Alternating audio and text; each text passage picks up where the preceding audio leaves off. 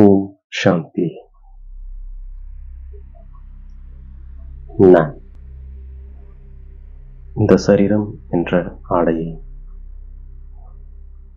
உடுத்திருக்கின்ற ஆத்மா.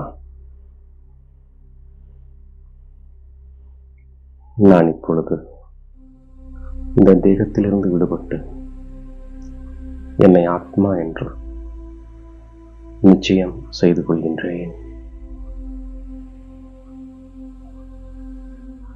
நான் என்னை சக்திசாலியாக ஆக்குவதற்காக இன்று பாப்தாதா கொடுத்த ஒவ்வொரு சமானங்களையும் சிந்தனை செய்து பார்க்கின்றேன்.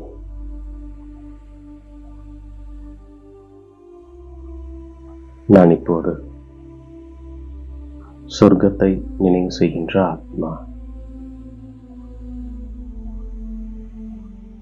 ஏழை குழந்தையாகிய நான் நேரடியாக தந்தையுடையவராக ஆகியிருக்கின்ற ஆத்மா. நான் கடைசியில் தந்தையின் நினைவு தவிர வேறு எந்த நினைவும் வராதபடி பயிற்சி செய்கின்ற ஆத்மா.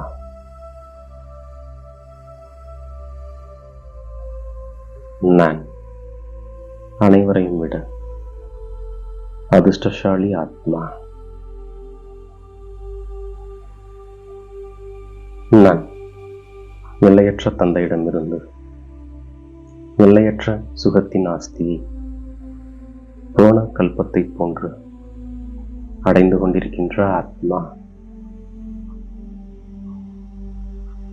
நான் ஒவ்வொரு அடியும் மன்மனா பவ என்ற நினைவிலிருந்து வைக்கின்ற ஆத்மா.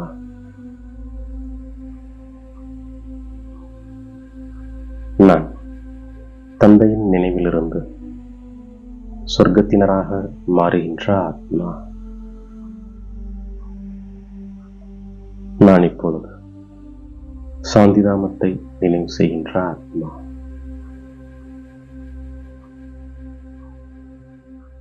நான் சாந்திதாமத்திலிருந்து இங்கே நடிப்பதற்காக வந்திருக்கின்ற ஆத்மா. நான் இப்பொழுது சாந்திதாம் வழியாக சுகதாமம் செல்வதற்கு முயற்சி செய்து கொண்டிருக்கின்ற ஆத்மா. நான் தந்தையின் மூலமாக சிருஷ்டி சக்கரத்தின் முதல் இடை கடை பற்றிய ரகசியத்தை தெரிந்து கொள்கின்ற ஆத்மா. நான் தினந்தோறும் தந்தையின் மூலமாக புத்துணர்வை பெறுகின்ற ஆத்மா.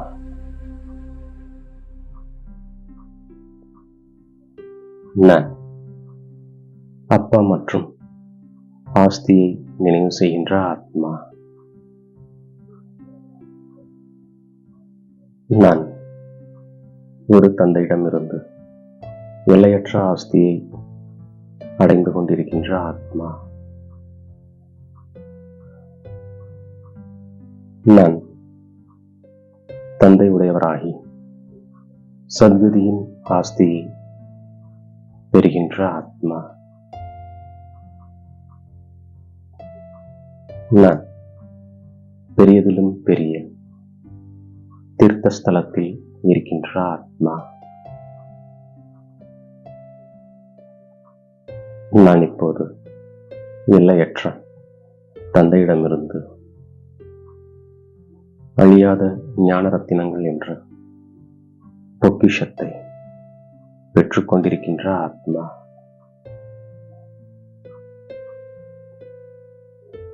நான் உண்மையான கும்பமேளாவில் இருக்கின்ற ஆத்மா.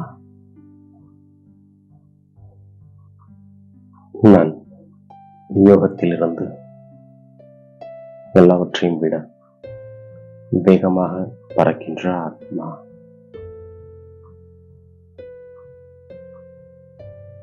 நான் முழு சக்கரத்தை அறிந்திருக்கின்ற ஆத்மா. நான்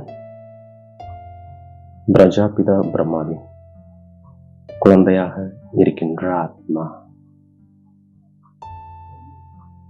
பிராமணனாகிய நான் தேவதையாவதற்காக தகுதியடைந்து கொண்டிருக்கின்ற ஆத்மா.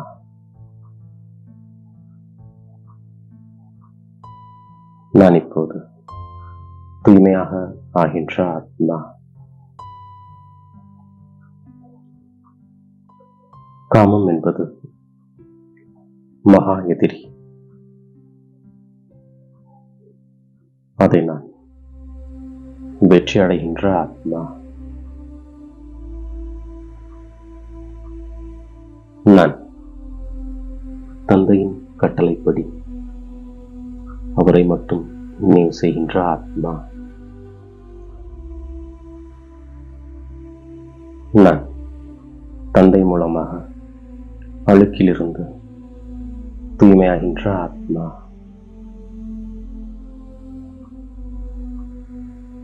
நான் சுகம் மற்றும் அமைதியின் ஆஸ்தியை தந்தையிடமிருந்து அடைகின்ற ஆத்மா.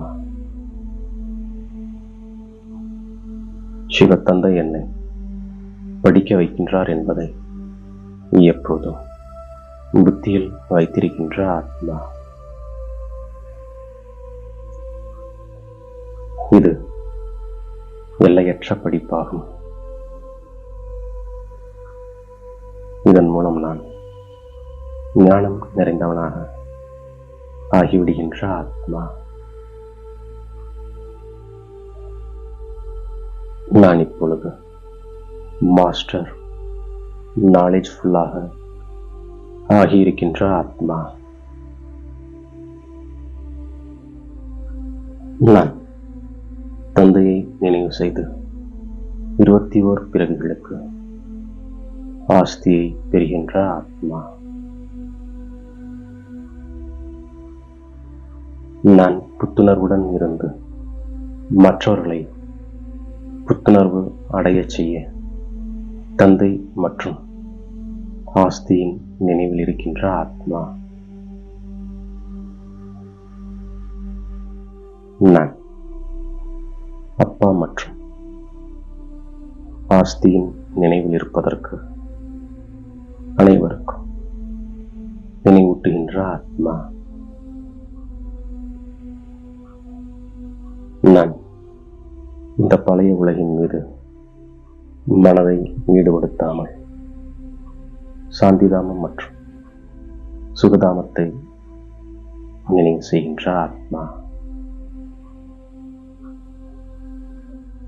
நான் என்னை தேவதையாக மாற்றுவதற்கு தகுதியை உருவாக்குகின்ற ஆத்மா.